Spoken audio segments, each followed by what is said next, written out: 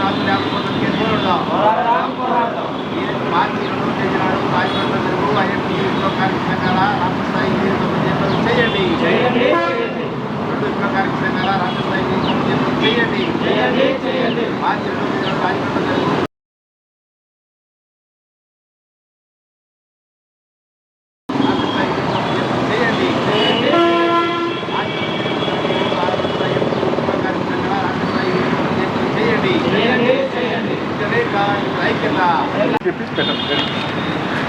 నా పేరు వెంకటేశ్వర్లు, ఐఎఫ్టియు రాష్ట్ర ఉపాధ్యక్షుడిని.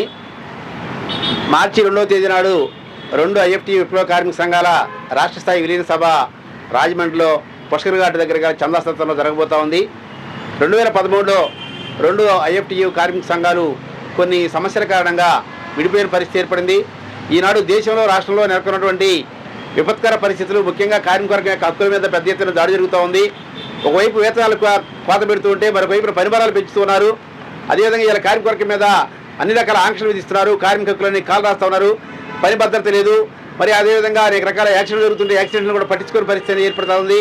కాబట్టి కార్మిక వర్గం ఎదుర్కొన్న ఈ సమస్యలన్నీ నేపథ్యంలో మళ్ళా 2 విప్లవ కార్మిక సంఘాలు కూడా విలీనం అవ్వాలని నిర్ణయం తీసుకుని జాతీయ కమిటీ యొక్క చొరవతోని 2 తెలుగు రాష్ట్రాల్లో 2 విప్లవ కార్మిక సంఘాలు కూడా విలీనం కావాలని నిర్ణయం తీసుకుని ఈ విలీనం కారణంగా రాబోయే కాలంలో ముఖ్యంగా దేశంలో అమలు చేయడానికి ఏప్రిల్ 1వ తేదీ నుంచి అమలు చేయడానికి పూనుకున్నటువంటి లేబర్ కోడ్ను ఎదుర్కోవడానికి సమరశీల పోరాటాలు నిర్మించాల్సిన అవసరం బాధ్యత కనిపిస్తోంది.